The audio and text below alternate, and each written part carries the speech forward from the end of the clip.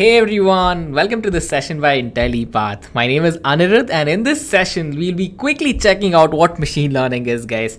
We've got tons of requests, particularly from you guys, the viewers, asking us to give you a very beginner-friendly approach to what machine learning is, and I believe I've come up with a particular presentation for you guys, which is gonna do just that. So guys, without further ado, make sure you subscribe to our channel and hit the notification bell icon to stay in touch with all of the content that our subject matter experts are putting out for you today.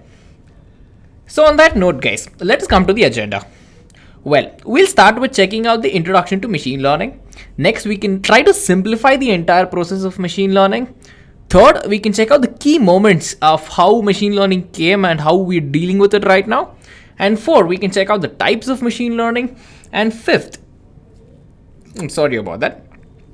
Fifth, we can check out machine learning visualizations. Sixth, I can help you to become a machine learning certified engineer and then flourish in this particular domain, guys.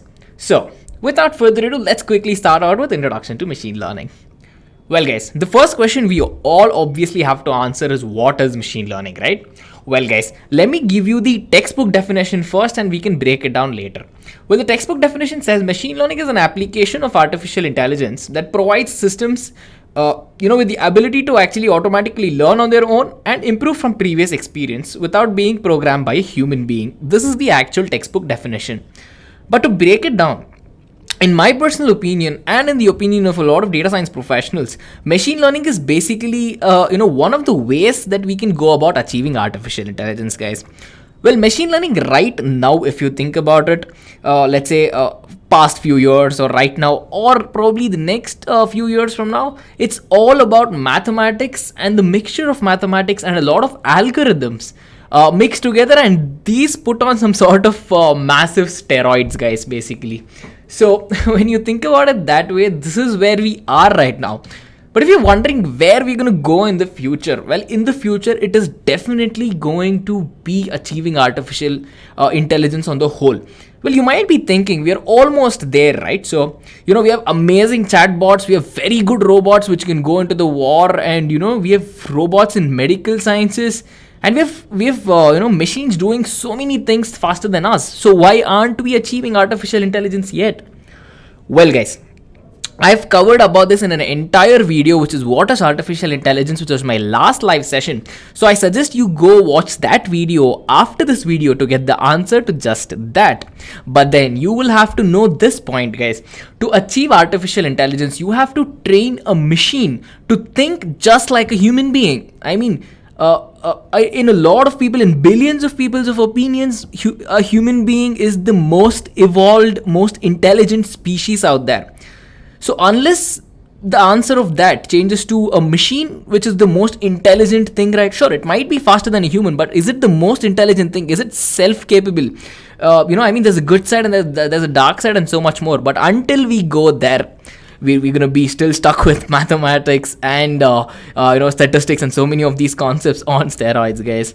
So basically, you might be wondering where machine learning fits in this entire picture of artificial intelligence. Well, as I've already told you, machine learning is one of the ways we can go about to achieve artificial intelligence, guys. But then you can see the other term, deep learning, as well. Again, deep learning is another subset of machine learning itself, which itself is a subset of artificial intelligence, right? So we have three sets going on. Deep learning being the most internal thing, which is a part of machine learning being a part of artificial intelligence, as you can just check out on the screen. Guys, if we go about talking in depth about artificial intelligence or deep learning, we will go away from the scope of this video. Hence, I want to suggest you guys saying that we have a lot of content on this, lot of content on deep learning, artificial intelligence, and even machine learning end-to-end course and pretty much tutorials on our YouTube channel. And we can, we already have written a lot of blogs, a lot of subject matter experts, course architects, software architects have written blogs for us, and we can pretty much, you can head there if you're going to need a lot of information at this particular point of time regarding this, guys. But then I have to tell you that if you stick till the end of this video, then I'm going to give you an amazing coupon code which is going to get you a great discount in case if you're looking for mastering and certification in machine learning or any other course in general. And this is only to the specialty of my particular viewers of the session, as you always know it, guys. So on that note, let us try to simplify machine learning. Well, consider this very simple scenario, guys. As humans, let us say, we can pretty much go about doing very simple mathematics, multiplication, right? So let us assume y is equal to 2 and y is equal to 4 is the answer that we know. So the data can be x is equal to 1 and x is equal to 2. So what is the rule that you apply on the data to get the answer? If you can figure that out, then you can pretty much know how that answer came by, right? So if you multiply the x value by 2, it's going to become 1 into 2. So we got the first y value, then x is equal to 2. If you multiply this by another 2, we got the second value, which is y is equal to 4. As humans, we have been trained for a lot of years to do just this. But then now think about the machine's perspective. The machine doesn't know how you can get y is equal to 2, right? There is millions of ways you can bring the value of y to 2, but it doesn't know how to go about doing it. But then you can say that, hey, look, you're going to tell your machine that this is the data that you're going to get and this is the answer that I want. So how are you going to do it? So you're going to teach this machine how it is supposed to take that data and come up with the rule and give you the answer. It is as simple as that. So if your machine, let's say you apply machine learning, and at the end of it, if you're right, if you've done it well, then pretty much your machine will tell you that, hey, the rule I applied is y is equal to x into 2 to convert the data into the answer that you required. And this is exactly what happens in machine learning, guys. So basically, to learn the rules which governs an entire phenomenon, machines have to go through this entire process, what we call as learning. And after this, basically, they will try out different rules, different learning procedures, and this will basically govern of how the machines want to perform. Do they want to perform well? Are they performing well? And so much more. And this machine's learning to convert data into the answers that we require. This is why they are basically called as machine learning, guys. And I hope this simplification actually made complete sense to each and every one of our viewers who are very excited, as I can see in the comment section, for the machine learning videos, guys. So again, guys, I want to know your opinion about machine learning, past, present, future, and whatever it is that you want to convey. Please head to the comment section. Let us keep it very interactive, and it's going to be an amazing session, guys. So on that note, the next part of simplification is pretty much the terminology. In case you're a student of machine learning, or if you've ever heard of machine learning in your life, there is a very good chance your friend, your colleague, your superior, someone would go about talking about these terminologies as well. So let me tell you the 3 good terminologies that you should know in case you're interested in machine learning. That's it. So basically, first one is data set, guys. A data set is basically a set of a lot of data. So what does this lot of data mean? Well, at this particular point of time, it might be data examples in the form of a list, or it can be an ordered collections. And this will basically contain features or data or more data, let's say. So this data will contain certain information which is required to solve a problem. This is as simple as a data set can go, guys. And the next thing is features. Well, what are features? Features of a mobile phone, features of a television, we sort of use these to describe the object, right? So you might look at the brand new mobile phone which is launched in the market, and you can talk about all the features of it. So features are description of that product. Again, here as well, features are pretty much the important pieces of information in the data that help us understand, how we can go about solving a problem. Instead of analyzing a product, we are analyzing a problem here. And a data set will have a lot of features, and these features can be used to train your model as well, guys. So train your model. So what does the model mean? Well, the model basically, when you talk about a machine learning model, this model is basically what you can call after the output of the entire process of it being trained, it being learned, and it being ready to use. So that's as simple as it is.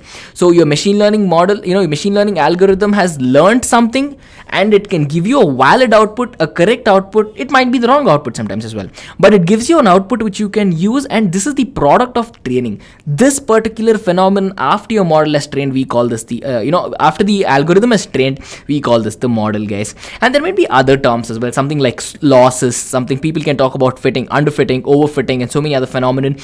People talk about generalization, people talk about normalization, hyperparameters, how you can go about tuning these hyperparameters, and so much more, guys. So I suggest you do not be overwhelmed by the terms in case you do not know what they mean. And that is one of the reasons why, actually having a process of structured learning in machine learning, having to master machine learning, being certified in machine learning adds so much value to your resume, guys. So on that note, what is the exact process of how machine learning works? Well, guys, we're going to work from the top down, right? So the first process you see, data collection, is step number 1, and then step number 2, 3, 4, 5 as we go down. First step is to pretty much go about with data collection, guys. Well, data collection is pretty much the process where we collect the data through which the algorithm will actually learn. Data can come from your neighbors, the data can come from any data sets, the data can come from Twitter, Facebook, WhatsApp. I mean, you can pick up data from any part of this world and you can go about collecting it, storing it, processing it in a structured way, guys. So this is data collection. The second thing is data preparation. So all this data you have, right? So it might not be in a very usable friendly way for a machine to go about using, because a machine is again, a dumb coded machine by an intelligent human is how I would put it. So you need to prepare this data, you need to format this data, bring it to a point where we can engineer the data into the optimal format that we can go about using, guys. This brings us to the third step. The third step is actually training the process where the machine learning algorithm actually learns. This is the process where the training happens. And then the next process is evaluation. Evaluation is basically where we test the model to see how well it performs, and then at the end of the evaluation we actually tune this model. Now we know where the model stands, so let us tune it to make sure it performs better. If it can do 80%, let us tune it to make sure that we can get 100% out of it, right? When you think about it that way. So next up, we need to discuss the key moments of machine learning, guys. So the first important, the timeline of machine learning started in 1959, guys, because the term machine learning was actually coined by Mr. Arthur Lee Samuel in 1959, guys. So it was, think about it, 1959 is such a long time ago, right? The world was a very different place back then. But then people were sure that, especially Mr. Samuel was sure that the world is going to see machine learning sooner than ever. So he was an American pioneer, and during the 90s, he was very famous for his works in the field of computer gaming and bringing artificial intelligence to the table as well, guys. So him along with other pioneers such as Alan Turing, John McCarthy, and so many more actually came together in conferences, and I've again discussed this in my previous What's Artificial Intelligence video. So they came about and they give us all the terms we see now, guys: artificial intelligence, machine learning, and so much more. And again, fast forwarding all the way from then to 2012, our first machine learning product was Google Brain. Google Brain was basically a deep neural network created by this person called as Jeff Dean at Google, and this person basically created a neural network which could detect patterns in images and videos, guys. And since it was using the resources that the biggest company Google had, it was no match for any of the other small neural network companies to actually compete with, to be honest. But then it was later actually used to detect objects in YouTube videos. And guess what was the first detection made by Google Brain, guys? So Google Brain actually went about detecting an image of a cat in a video, and that's how our machine learning journey started, guys. So on YouTube, we went to go about, the model basically detected a cat successfully. And then from then on, we are doing binary classifications with cats and dogs and whatnot, right? So fast forward to 2014. The amazing people at Facebook created another deep neural network, and they called it DeepFace. DeepFace is basically using deep learning for face recognition, guys. And then Facebook made a claim which the world had never seen before. They claimed saying that we can recognize people with your photos with the same precision as a human being can do. Think about our original terms of artificial intelligence. Achieving AI is basically making a machine think equally good as a human. And that is the same with the Turing test as well. Again, regarding the Turing test, I've covered it in the previous video, guys. So basically, when you think about it, when they claimed it to be this, then it had to be amazing, right? So then again, the same thing happened in the same year actually by DeepMind. Well, the people at Google again said, hey, if you can go about recognizing images, we can go about playing video games against the best professionals in the world. This had already been done by IBM Watson, but then people at DeepMind took it to another level, because in 2016, it managed to beat the world champion at this game called Go. But what is famous in that is Go is considered to be one of the world's most difficult board games, guys. So on that note, we come to 2015. Well, 2015, OpenAI, the foundation, basically it's a non-profit organization, was co-founded by Elon Musk, guys. So Elon Musk is the billionaire entrepreneur person who's heading Tesla, who's heading SpaceX, SolarCity, and so much more. So he pretty much founded OpenAI as well. And the goal to OpenAI was to basically create a safe artificial intelligence platform that can actually benefit humanity, guys. See the highlighted words safe and benefit, because Mr. Elon Musk again has two views about artificial intelligence, and one of it is the negative aspect where he thinks that artificial intelligence might turn out to be bad at the end of it. But then hey, it's his opinion and we need to respect that. But again, I've covered all of this previously, guys. So this brings us to the perfect Go example that we just spoke about, guys, because again, when you think about it, in 2016 AlphaGo basically became the computer Go program which beat an unhandicapped professional human player. So this professional human player was the world champion multiple times, and it beat it like there is no tomorrow. I mean, to say it a little informally. But then this was done using basically a lot of machine learning techniques and a lot of tree searching techniques as well, guys. If you do not know what tree searching techniques is, you do not have to worry, guys, at this point of time, because again, when you come to think about it, AlphaGo actually went another step ahead, and it went to be generalized to the world of chess as well. And there's something called Alpha Zero now, which concentrates on many more two-player games where artificial intelligence brings its best and challenges the best human beings across the world, guys. So this brings us to the algorithms. So what are algorithms? We read a lot about machine learning algorithms, right, guys? Machine learning algorithms are basically processes or the set of rules to be followed in calculations or other problem solving operations, especially by a computer. So think about it as being a set of rules and a step-by-step guideline to how the machine can go about solving a problem, guys. And in fact, you're using machine learning algorithms right now.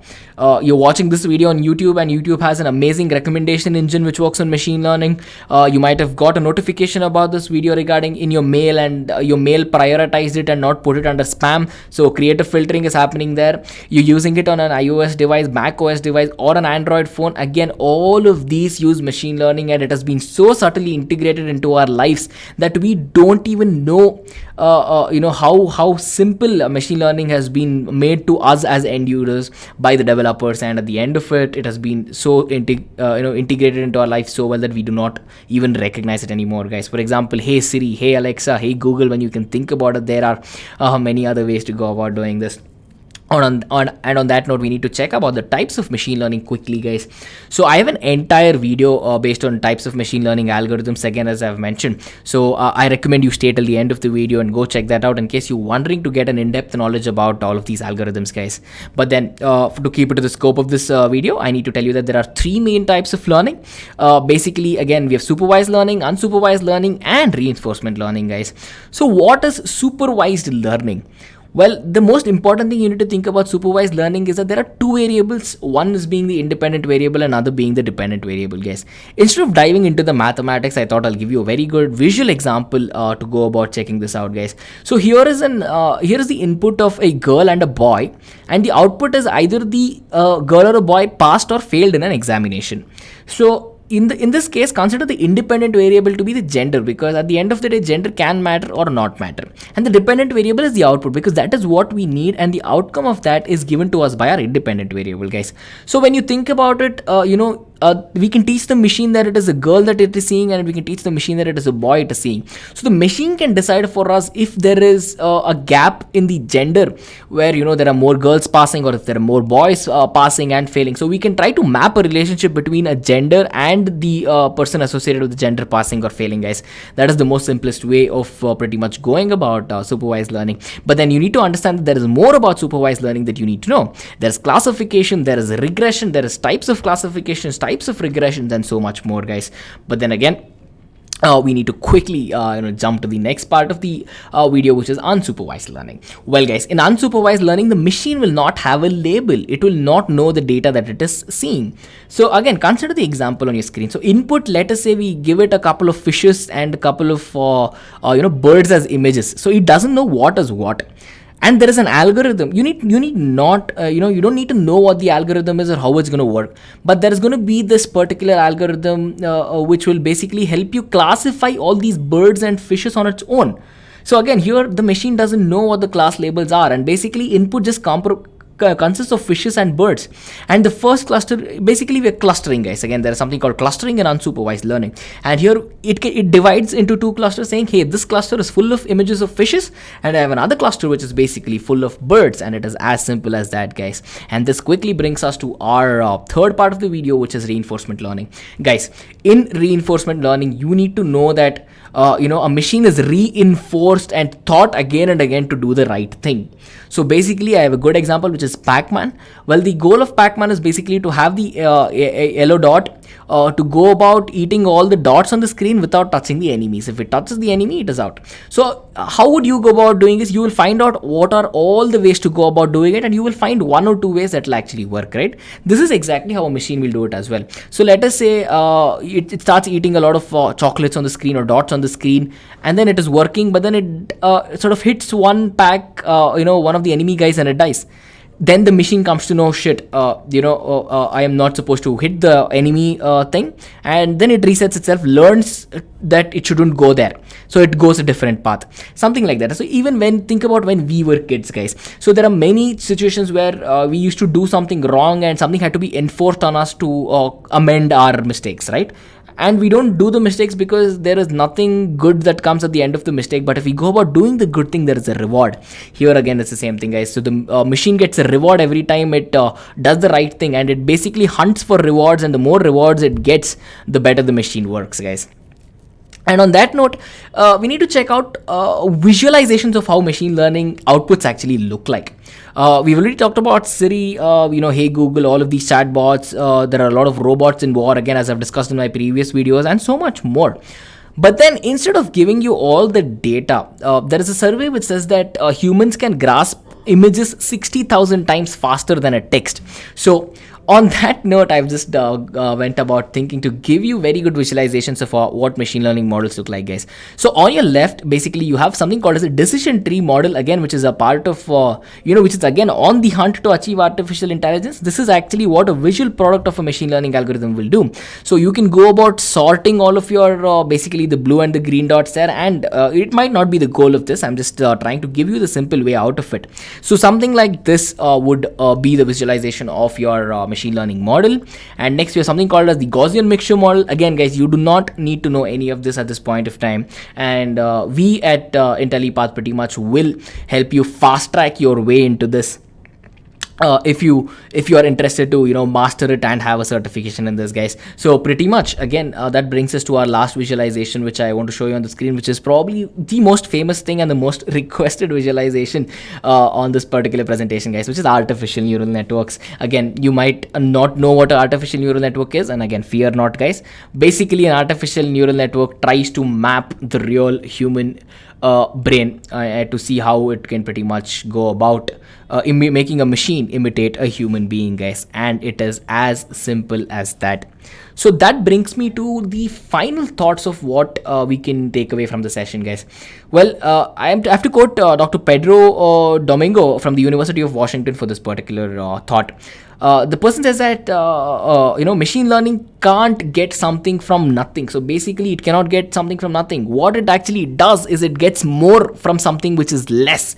I mean, take a second and pretty much go about reading it twice or thrice, and it makes absolutely so much sense that again you will clear this clears at least about 5 or 10 doubts, in my opinion, about machine learning, guys. And hey, again, I have to stress this, that it is one of the most trending jobs in the world today to be a part of data science, to be a part of machine learning and artificial intelligence, guys.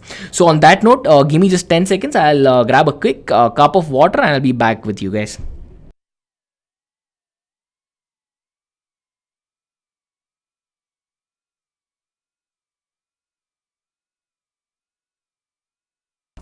So I hope you guys took the time to read the quote again, and it makes so much sense in my opinion, guys.